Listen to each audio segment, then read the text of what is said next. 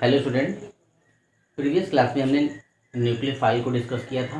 What is nucleophile, kinds of nucleophile, और उसके बाद में पोलराइजेशन पावर के बारे में अच्छे से डिस्कस किया था। क्लियर। आज हम डिस्कस करेंगे हार्ड न्यूक्लियोफाइल और सॉफ्ट न्यूक्लियोफाइल। क्योंकि यहाँ कभी भी ऑर्गेनिक रिएक्शन में आप देखते हैं कि हार्ड का हार्ड के साथ इंटरेक्शन होता है, सॉफ्ट का सॉफ्ट के साथ। यानी हार्ड न्यूक्लियोफाइल कहाँ अटैक करेगा, हार्ड इलेक्ट्रोफाइल पर, और और सॉफ्ट न्यूक्लियोफाइल अटैक करेगा सॉफ्ट इलेक्ट्रोफाइल पर। तो अब इस चीज़ को आपको समझने के लिए आपको क्या पढ़ना पड़ेगा, आपको देखना पड़ेगा कि क्या होता है हार्ड न्यूक्लियोफाइल और क्या होता है सॉफ्ट न्यूक्लियोफाइल। तो यहाँ पर देखिए, हम टेबल बना के पहले डिस्क्राइब कर दिए आप लोगों को। यहाँ पर हमने लिखा हार्ड, ये लिखा है सॉफ्ट। क्लियर। जैसा आप भी जानते हैं कि बहुत से जो लोग जो कठोर हृदय के होते हैं, जो क्या करते हैं, और कुछ लोग ऐसे होते हैं जो कि सॉफ्ट हृदय के होते हैं, जो कि दान करने वाले होते हैं। जो हार्ड होते हैं वो दान नहीं करते, जो सॉफ्ट होते हैं वो दान बहुत ज़्यादा करते हैं। क्लियर। वैसा ही यहाँ पर भी अलाउ होगा। क्लियर। जैसे जो हार्ड होगा उसका पोलराइजेशन क्या होगा, बहुत लो होगा। यानी जो हार्ड न्यूक्लियोफाइल होगा उसके अराउंड जो इलेक्ट्रॉन डेंसिटी होती है उसको डिफॉर्मेशन करना इजी नहीं होगा। क्लियर। हार्ड न्यूक्लियोफाइल का। But in soft nucleophile polarization बहुत हाई होगा। पोलराइजेशन कैसा होगा, बहुत ही हाई होगा। यानी वहां से इलेक्ट्रॉन डेंसिटी को आप बहुत इजीली से डिफॉर्मेशन या डिस्ट्रॉय थोड़ा कर सकते हैं। क्लियर। अब वो डिपेंड करता है सेकेंड पॉइंट पर। हार्ड जो होता है उसकी साइज क्या होती है, स्मॉल।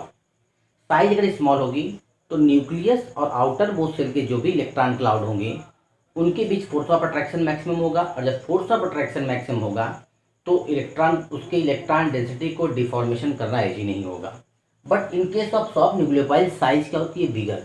अगर साइज बिगर होगा तो न्यूक्लियस का जो फोर्स ऑफ अट्रैक्शन होगा आउटर मोस्ट सेल के इलेक्ट्रॉन डेंसिटी से वो बहुत कम होगा और उसका डिफॉर्मेशन इजिली हो जाएगा। इसलिए हमेशा ये क्या होता है, हाई पोलराइजेशन। क्लियर। इसके बाद हाई चार्ज डेंसिटी। हार्ड जो होता है वो हाई चार्ज डेंसिटी होगा और ये क्या होगा, लो चार्ज डेंसिटी होगा। Next point, localise. ये हमेशा रखना कि जो भी हार्ड न्यूक्लियोफाइल होते हैं वो लोकलाइज होते हैं, यानी उनके जो लोन पेयर होते हैं वो डीलोकलाइजेशन में पार्टिसिपेट नहीं करते हैं। लोकलाइज में एक ही जगह स्थिर रहते हैं, मतलब उनके स्थानांतरण नहीं होता उनके इलेक्ट्रॉनों का।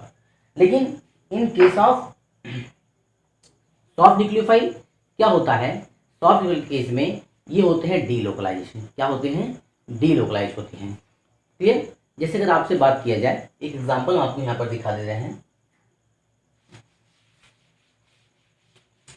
जैसे आपको दे दिया ये मैंने फिनॉक्साइड, क्या दिया, फिनॉक्साइड। ये अब अगर ये हमने बनाया तो यहां पर ये ऑक्सीजन जो है वो कैसा है, हार्ड। कैसा होता है, हार्ड। लेकिन इसी का अगर वो बना दे, ऑक्सीजन कैसा लगेगा आपका, हार्ड होगा। ये कैसा डोनर होगा, हार्ड डोनर होगा। और वहीं पर हम देख रहे थे पाई डोनर, ये देखो इस टाइप के जो डोनर होंगे पाई डोनर, वो कैसे होंगे, सॉफ्ट न्यूक्लियोफाइल। कैसे होंगे, सॉफ्ट न्यूक्लियोफाइल। या तो कहीं पर आपने ऐसा भी देखा होगा, प्रोटॉन क्या करता है, यहां से इलेक्ट्रॉन लेगा, डबल बॉन्ड, और इसको कर देगा नेगेटिव चार्ज। तो ये इसको आप क्या लिखेंगे, ये बनेगा। यहां पर क्या आ गया जी, नेगेटिव चार्ज। यहां पर क्या हो गया, ऑक्साइड। क्लियर ना, नेगेटिव चार्ज यहाँ पे सीधे बॉन्ड लगा दे यहाँ पर। क्लियर। तो ये कैसा न्यूक्लियोफाइल होगा, ये जो इस पोजीशन पर, तो ये वापस बैक आएगा, दोबारा क्या कर सकता है, इलेक्ट्रॉन को डोनेट कर सकता है। तो ये जो सेंटर होगा ये भी सेंटर कैसा होता है, सॉफ्ट। और ये सेंटर कैसा होगा, हार्ड। क्लियर। ये सेंटर कैसा है, हार्ड। और पाई डोनर जो होते हैं वो हमेशा क्या होते हैं, ऑलवेज सॉफ्ट न्यूक्लियोफाइल होते हैं। और ये इंपॉर्टेंट पॉइंट है, सॉफ्ट का अट्रैक्शन कहां पर होगा जी, सॉफ्ट के साथ, और हार्ड का इंट्रैक्शन कहां होगा, हार्ड के साथ। क्लियर। जैसे अगर आपके पास एक रिएक्शन दे दे CH3Br, क्या दिया हमने, CH3 ब्रोमीन। अब यहां पर आपके पास दो डोनर हैं। क्लियर है, एक हार्ड है एक सॉफ्ट है। मान लीजिए HO-, ये हार्ड है और ये क्या है, RS- या इसे भी ले लेते हैं हम आर ओ माइनस और आर एस माइनस। ये जो होता है हार्ड होता है, ये होता है सॉफ्ट। और यहाँ पर आपको पहले ही बताया गया है कि ये जो सेंटर है कार्बन का, यानी जो ब्रोमीन का एंटी बॉन्डिंग है, ये भी कैसा होता है, सॉफ्ट। क्लियर। अब यहाँ पर न्यूक्लियोफाइल को अटैक कराना होगा, तो कौन सा पहले फास्ट अटैक करेगा? तो पता है कि ये सेंटर सॉफ्ट है, तो ये सॉफ्ट वाला फास्ट अटैक करेगा, ये फास्ट अटैक करेगा, और ये स्लो अटैक करेगा और स्लो अटैक करेगा। तो हम कह सकते हैं कि यहाँ पर क्या है, किस टाइप का इंटरेक्शन है, सॉफ्ट सॉफ्ट। इसलिए मैं आपको पहले डिस्कस करके बताना चाहता हूँ, कहाँ पर अगर इस टाइप के रिएक्शन आते हैं तो वहाँ पर सॉफ्ट सॉफ्ट इंटरेक्शन होगा। कैसा इंटरेक्शन होगा, सॉफ्ट सॉफ्ट इंटरेक्शन। क्लियर। अगर हार्ड सेंटर होगा तो हार्ड इंटरेक्शन हम दिखाएंगे। क्लियर, ये पॉइंट हो गया। अब थोड़ा सा आप देखिए, हमने लोकोलाइज की बात की, जहां पे लोकोलाइज होगा वो क्या होगा जी, हार्ड, और जहां पे डी लोकलाइजेशन होगा, जो दिखाया था 1,3-ब्यूटाडाइन का, वो भी क्या था आपका, सॉफ्ट था। अब देखो यहाँ पर कुछ देख लेते हैं हम, सॉफ्टनेस का ऑर्डर। तो आपको पता है सिंपल सी बात, टॉप टू बॉटम आता है किसी भी पीरियड में, तो साइज इंक्रीज करेगी। जब साइज इंक्रीज करेगी इसका मतलब क्या होगा, उसकी डोनरेबिलिटी इंक्रीज करेगी, उसका पोलराइजेशन इंक्रीज करेगा। क्लियर। उसका पोलराइजेशन इंक्रीज करेगा तो उसकी न्यूक्लियोफिलिसिटी भी इंक्रीज करेगी, और साथ साथ उसका सॉफ्टनेस भी इंक्रीज करेगा। तो देखिए HO minus, HS minus, H signum minus और H सेलेनियम माइनस, इस साइड आने पर हम देख रहे हैं कि हमारे जो सॉफ्टनेस का ऑर्डर है वो इंक्रीज कर रहा है, और इस साइड आएंगे तो हार्डनेस का। क्लियर। क्योंकि साइज क्या बढ़ रही है जी, साइज इस साइड डिक्रीज कर रही है, इस साइड इंक्रीज कर रही है। सिमिलरली कॉन्सेप्ट यहाँ पे भी लगेगा। देखो क्या हो रहा है, यहाँ पर साइज इंक्रीज कर रही है दोनों एटम की, तो साइज अगर इंक्रीज करेगी तो क्या हो जाएगा, सॉफ्टनेस उसका ऑर्डर क्या करेगा, इंक्रीज करेगा। सेम यहाँ पर देख रहे हैं आप, यहाँ पर भी देख लो, यहाँ पर भाई सॉफ्ट कौन होगा, यहाँ पर सॉफ्ट क्या होगा, ये आपका सबसे ज्यादा सॉफ्ट होगा, फिर ये होगा, फिर ये होगा। क्योंकि पता है कि फ्लोराइड माइनस क्या होगा जी, पीरियड में अगर आप जाते हैं तो आपको पता है क्या होता है, इलेक्ट्रोनेगेटिविटी इंक्रीज करती है, साइज जो होता है वो डिक्रीज करता जाएगा। जब साइज डिक्रीज करेगा तो उसकी डोनेबिलिटी डिक्रीज करेगी, डोनेबिलिटी डिक्रीज करेगी, इसका मतलब उसका पोलराइजेशन क्या होगा जी, पोलराइजेशन लो होता जाएगा, इन पोलराइजेशन का क्या होता जाएगा, लो होता जाएगा। तो हम कह सकते हैं कि सॉफ्टनेस का ऑर्डर क्या होगा, ये होगा। अब हम यहाँ पर एक बहुत इंपॉर्टेंट टॉपिक डिस्कस करने वाले हैं। अब तक तुमने soft soft interaction, hard interaction को समझ लिया, और सॉफ्टनेस कैसे इंक्रीज करता है, हार्डनेस कैसे इंक्रीज करती है, ये आपने डिस्क्राइब कर लिया। अब वेरी इंपॉर्टेंट पॉइंट है न्यूक्लियोसिटी और बेसिसिटी, क्योंकि जनरली पैरेलल चलते हैं। क्लियर। और इनको थोड़ा सा समझने में प्रॉब्लम भी होती है, पर आज हम क्लियर कर लेंगे कि न्यूक्लियोसिटी कैसे इंक्रीज करती है और बेसिसिटी कैसे इंक्रीज करती है। चलिए देखो, बेसिसिटी जो होती है वो होता है एफिनिटी टुवर्ड्स प्रोटॉन। बेस का मतलब क्या होता है, प्रोटॉन को बस अट्रैक्ट करना। क्लियर। उसकी जो एफिनिटी होगी टुवर्ड्स प्रोटॉन होगी, लेकिन न्यूक्लियोसिटी जो एफिनिटी होगी वो अदर देन प्रोटॉन, किसके होगी, अदर देन प्रोटॉन। जैसे सिंपल सा रिएक्शन देते हैं, जब अमोनिया को आपने HCl के साथ ऐड कराया तो यहाँ पर ये क्या करेगा, अमोनिया, ये क्या है, HCl एसिड, प्रोटॉन डोनर है, तो ये क्या करेगा, इससे प्रोटॉन डोनर क्या कर लेगा, अमोनियम आयन और Cl माइनस को बाहर कर देगा। तो ये क्या कराएगा, इस कंडीशन पर अमोनिया कहलाएगा बेस, क्या कहलाएगा, ये बेस। क्लियर।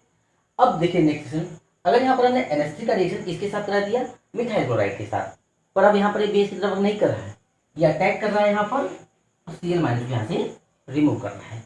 अब यहाँ पर ये कैसा हो गया, न्यूक्लियोफाइल, कैसा हो गया, न्यूक्लियोफाइल की तरफ वर्क हो गया। क्लियर।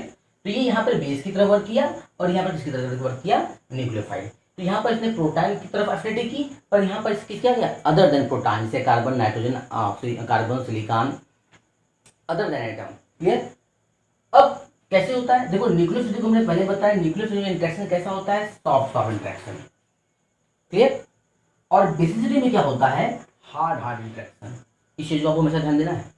न्यूक्लियोसिटी में क्या होता है, हमेशा सॉफ्ट सॉफ्ट इंटरेक्शन होगा, और बेसिसिटी में क्या होगा, हार्ड हार्ड इंटरेक्शन होगा। क्लियर। अब एग्जाम्पल आपको क्लियर कर लेगा। अब होता है अगर हम इस साइड से इस साइड जा रहे हैं तो किस टाइप का, सॉफ्टनेस इंक्रीज कर रहा है, यहाँ से आने में सॉफ्टनेस इंक्रीज कर रहा है। तो जब सॉफ्टनेस इंक्रीज करेगा तो क्या इंक्रीज करेगा, न्यूक्लियोफिलिसिटी इंक्रीज करेगी। तो इस साइड आप जाएंगे तो लेफ्ट से राइट जाने में न्यूक्लियोफिलिसिटी इंक्रीज कर रही है, क्या इंक्रीज कर रहा है, न्यूक्लियोफिलिसिटी। लेकिन आपको पता है कि बेसिसिटी किस पे डिपेंड करती है? हार्ड आयन इंटरेक्शन पर। किस पे डिपेंड करती है? हार्ड आयन इंटरेक्शन पर। तो क्या होगा कि जब पता है सॉफ्टनेस से इंक्रीज कर रहा है, हार्डनेस इस साइड इंक्रीज कर रहा है, तो बेसिसिटी किस साइड आएगी? इस साइड आएगी। क्लियर? क्योंकि बेस क्या होता है? जनरली हार्ड इंटरेक्शन को शो करता है और न्यूक्लियोफिलिटी क्या करता है? सॉफ्ट इंटरेक्शन को। इसका मतलब इस साइड आएंगे तो बेसिसिटी इंक्रीज करेगी और इस साइड जाएंगे तो न्यूक्लियोफिलिटी इंक्रीज करेगी। न्यूक्लियोफिलिटी और आपका बेसिसिटी की कुछ प्रॉब्लम लेकर और हम डिस्कस कर लेते हैं। देखिए हमेशा याद करना, जब भी आप पीरियोडिक टेबल में टॉप टू बॉटम आएंगे तो टॉप टू बॉटम आने पर न्यूक्लियोफिलिटी ऑलवेज इंक्रीज करेगी और बॉटम से टॉप आने में आपकी बेसिसिटी इंक्रीज करेगी। ये हमेशा माइंड रखना है।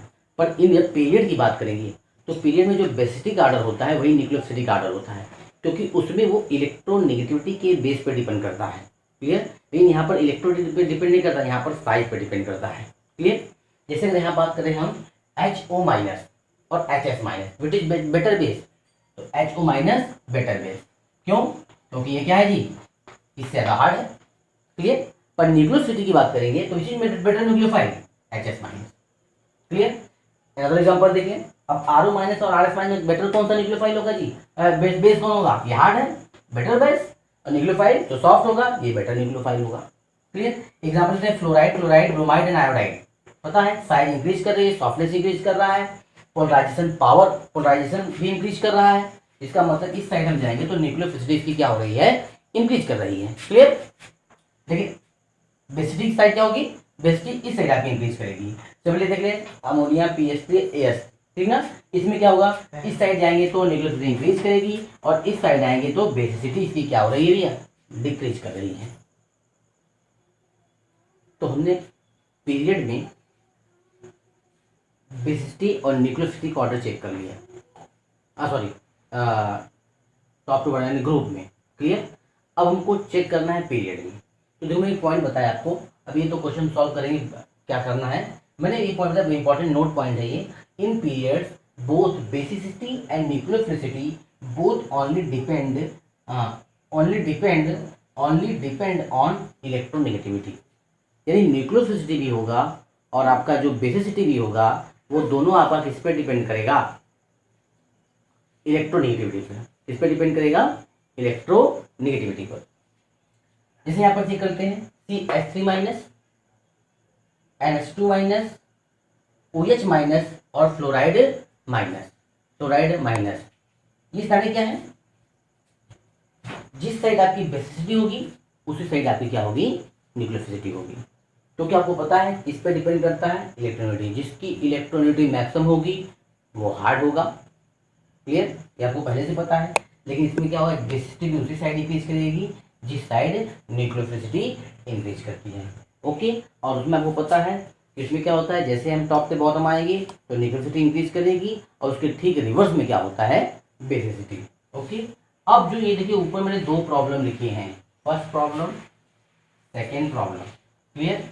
इन दोनों में जो फर्स्ट प्रॉब्लम है उसमें आपको क्या चेक करना है?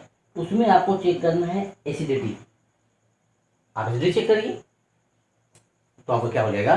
बेसिसिटी आप इजीली से कैलकुलेट कर सकते हैं। तो पहला प्रॉब्लम क्या है कि nitric acid, carboxylic, phenol and alcohol. अगर एसिडिटी के ऑर्डर में आपको चेक करना है तो इस टाइम में क्वेश्चन वेरी इंपॉर्टेंट क्वेश्चन है, कैसे आप सॉल्व करेंगे देखिए। तो सबसे पहले आप क्या बनाएंगे? सबके कंजुगेट बेस बना लो। ये अगर H माइनस निकला तो क्या बनेगा? NO3 minus. ये होगा ना, तो इसका एक्सप्रेशन बनाते हैं N double bond O। Clear? O negative इस पॉजिटिव, NO3 माइनस कर लेंगे। इसका बना लो जी, इसका क्या होगा? RC double bond O minus. Clear? इसका बना लो, इसका कंजुगेट बेस बनाओ। कंजुगेट बेस मतलब H plus H minus, H plus को बाहर कर देना। इसका बन गया O माइनस, इसका बनाते हैं RO माइनस। तो मैं आपको बता दूं, अगर आपके पास कोई एसिड है, क्लियर, तो एसिड क्या होता है? दो चीज बनाता है। एक तो बनाता है कंजुगेट बेस, इसका कंजुगेट बेस, और आपका क्या बनाता है? क्लियर? तो फिर कंजुगेट बेस जो है, अगर आपका कंजुगेट बेस अगर स्मॉल साइज है तो कैसा होगा, लोकलाइज्ड होगा। क्लियर। तो ये कैसा होगा, ये तो मैंने बताया वीक बेस के लिए। ये कैसा होगा, अगर वीक बेस है तो साइज कैसा होगा, स्मॉल होगा और लोकलाइज होगा, डी लोकलाइजेशन नहीं होगा। और यदि स्ट्रॉन्ग बेस है तो स्ट्रॉन्ग बेस, यहां पर क्या होगा, क्या होगा, डी लोकलाइजेशन होगा। क्या होगा, डी लोकलाइजेशन होगा। क्लियर।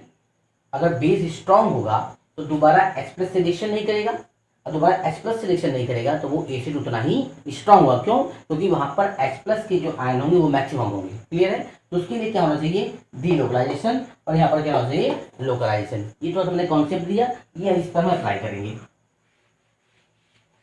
अब देखो, अगर आपको पता है कि यहां पर इस स्ट्रक्चर के 3 इक्विवेलेंट स्ट्रक्चर बन सकते हैं, ये यहां जाएगा, ये यहां जाएगा एक बार, फिर ये यहां जाएगा और ये यहां जाएगा, तो ऐसे करके नाइट्रो के 3 इक्विवेलेंट स्ट्रक्चर बनेंगे। कितने, 3 इक्विवेलेंट स्ट्रक्चर। क्लियर। और पता है यहां से हम H निकालें तो इसका क्या है, कंजुगेट बेस ही है। इसके कितने बने, 3 इक्विवेलेंट स्ट्रक्चर यहां पर बनेगी। तो देखो ये यहां पे जाएगा और ये यहां पर आएगा, इसका मतलब यहां पर कितना बनेगा, 2 इक्विवेलेंट स्ट्रक्चर बनेंगे। कितने, 2 इक्विवेलेंट स्ट्रक्चर बनेंगे। ओके। यहां पर इक्विवेलेंट स्ट्रक्चर नहीं बनेगा, लेकिन यहां पर डीलोकलाइजेशन है, क्योंकि यहां पर चार्ज का सेपरेशन हो रहा है। इक्विवेलेंट स्ट्रक्चर मतलब जिन पर इलेक्ट्रॉन का जो डीलोकलाइजेशन हो वो सेम एटम पर हो, और जिनमें चार्ज का डिफरेंस हो, यहाँ पर नेगेटिव तो यहाँ पे नेगेटिव जनरेट होगा। यहाँ पता है, यहाँ पर हम करेंगे तो यहाँ गया ये, फिर ये यहाँ गई, यहाँ पर एक पर नेगेटिव चार्ज ऑक्सीजन पर जा रहा है, कहाँ जा रहा है, कार्बन पर जा रहा है। तो ये इक्विवेलेंट स्ट्रक्चर नहीं होगा। बनाएंगे यहाँ पर 5 रेजोनेटिव स्ट्रक्चर बनेंगे, उस हिसाब से बोलेंगे कि ये क्या होना चाहिए, मैक्सिमम स्टेबल होना चाहिए। लेकिन यहाँ पर जो रेजोनेटिव स्ट्रक्चर बनता है वो इक्विवेलेंट नहीं होता। एक बार चार्ज निगेटिव पर जाता है ऑक्सीजन पर, और एक बार चार्ज कहाँ जाएगा जी, कार्बन पर यहाँ पर देखिए ये भी चार्ज कहाँ गया, ऑक्सीजन पर। देखिए ये भी चार्ज कहाँ जा रहा है, ऑक्सीजन पर। तो यहाँ पे 3 इक्विवेलेंट स्ट्रक्चर बने, यहाँ 2 इक्विवेलेंट स्ट्रक्चर बने, और इसके बाद आपने यहाँ पर डीलोकलाइजेशन दिखा है। यहाँ पर क्या है, डीलोकलाइजेशन, और यहाँ पर क्या है, डीलोकलाइजेशन। तो मैंने आपको अभी डिस्कस किया था, यदि जो कंजुगेट बेस है, ये सारे क्या है जी, कंजुगेट बेस, ये सारे क्या है, कंजुगेट बेस। तो कंजुगेट बेस जितना ज्यादा स्ट्रांग होगा वो दोबारा H+ के साथ रिएक्शन नहीं करेगा। जब H+ के साथ रिएक्शन नहीं करेगा तो वो एसिड उतना ही स्ट्रांग होगा। तो अगर हम यहाँ पर स्ट्रक्चर की बात करें तो देखिए आपको देखने से ही मिल रहा है, यहाँ पर क्या है जी, यहाँ पर ये जो आपका दिया है, ये इसके 3 इक्विवेलेंट स्ट्रक्चर सबसे ज्यादा स्टेबल ये होगा, उसके बाद ये होगा, उसके बाद ये होगा। क्लियर। तो इसका मतलब एसिडिक का ऑर्डर क्या हो गया, ये हो गया। कौन सबसे ज्यादा एसिड है, ये एसिड है। क्यों, क्योंकि ये मोर स्टेबल है। तो एसिडिक ऑर्डर आपका ये हो गया। क्लियर। और जब एसिडिक ऑर्डर ये हो गया तो रिवर्स इसका क्या हो जाएगा, बेसिसिटी का ऑर्डर, बेसिसिटी का ऑर्डर। क्लियर। ये बहुत अच्छा एग्जांपल था। आई होप ये कॉन्सेप्ट आपका क्लियर हो गया होगा। अब जो हमारा फर्स्ट सेकंड है, सेकंड देखिए आपको क्या पूछा है, सेकंड में आपको चेक करना है न्यूक्लियोफिलिसिटी का ऑर्डर। इसका ऑर्डर न्यूक्लियोफिलिसिटी का। तो देखिए आपको कौन कौन से दिए, एक दिया CH3O minus, CH3S minus, phenoxide और HO माइनस। अब देखो, अगर न्यूक्लियोफिलिसिटी ऑर्डर की बात करेंगे आप तो कौन सा बेटर न्यूक्लियोफाइल होगा। देखो आपको मैंने बताया, अगर न्यूक्लियोफिलिसिटी की बात करते हैं तो हम देखते हैं कि यहाँ पे देखिए ऑक्सीजन, यहाँ भी डोनेटम ऑक्सीजन, यहाँ भी डोनेटम ऑक्सीजन, सब में क्या डोनेटम के यहाँ पर ऑक्सीजन है, पर यहाँ पर एक एलिमेंट है सल्फर। इसका मतलब ये आपको टॉप टू बॉटम चेक करना पड़ेगा। तो सबसे बेटर डोनर कौन सा होगा, CH3S माइनस। ये क्या होगा, सबसे बेटर डोनर। अब आपको कौन कौन से ऑप्शन आते हैं, CH3O माइनस, HO माइनस और फिनॉक्साइड। तो अब होता है, अभी हम डिस्कस भी करेंगे इंडक्टिव इफेक्ट। तो यहाँ पर CH3O माइनस होगा, फिर आपका क्या होगा, HO माइनस होगा, और फिर कौन सा होगा, ये होगा। ये हो गया आपका न्यूक्लियोफिलिसिटी का ऑर्डर। देखो ये लास्ट से क्यों गया, क्योंकि यहाँ पर डीलोकलाइजेशन है। जब डीलोकलाइजेशन होगा तो इलेक्ट्रॉन के डोनरेबिलिटी डिक्रीज कर जाएगी। क्लियर। और आपको बताया कि ये आपका अगर सल्फर बेटर डोनर किससे है? ऑक्सीजन से। इसका मतलब इसका सबसे ज्यादा होगा। अब यहाँ पर देखिए इन दोनों कंपेरिजन कर सकते हैं। यहाँ पर H है, यहाँ पर CH3 है। CH3 क्या आता है? बेटर डोनर ग्रुप है, 2 प्लस आई इफेक्ट। तो ये क्या करेगा? इसके कंपेरिजन में क्या करेगा? ज्यादा इलेक्ट्रॉन डोनेट करेगा। और फिर ये होगा और फिर ये होगा। तो ये किसका ऑर्डर हो गया आपका? न्यूक्लियोफिलिसिटी का। न्यूक्लियोफिलिसिटी का। ओके, अब हम बेसिसिटी का ऑर्डर करते हैं। देखिए बेसिसिटी ऑर्डर में क्या होगा? सबसे पहले आएगा CH3O माइनस, उसके बाद आएगा आपका HO माइनस, और सबसे लास्ट में आपका जाएगा CH3S माइनस, और फिर ये आपका आएगा। देखो अब इसका ऑप्शन कैसे क्लियर करेंगे? हमने बेसिसिटी में बताया था, बेसिसिटी में अगर पीरियड की बात करेंगे तो डिपेंड करता है इलेक्ट्रोनेगेटिविटी पर। जितना ज़्यादा इलेक्ट्रोनेगेटिविटी उतनी ज़्यादा उसकी बेसिसिटी होगी। अब यहाँ पर अगर आप चेक करेंगे तो सल्फर पता है जी, सल्फर सबसे लेस इलेक्ट्रोनेगेटिव है, इसलिए इसकी बेसिसिटी सबसे कम होगी। और ऑक्सीजन सबसे मोर इलेक्ट्रोनेगेटिव है, तो इसकी बेसिसिटी सबसे ज़्यादा होगी। तो ये होगी आपका बेसिसिटी ऑर्डर, और ये आपका हो गया न्यूक्लियोफिलिसिटी का ऑर्डर। अभी जो मैंने 2 एग्जाम्पल डिस्कस कराए बहुत इंपॉर्टेंट एग्जाम्पल है। इसमें आप समझ में आएगा कि एसिडिटी कैसे चेक करते हैं।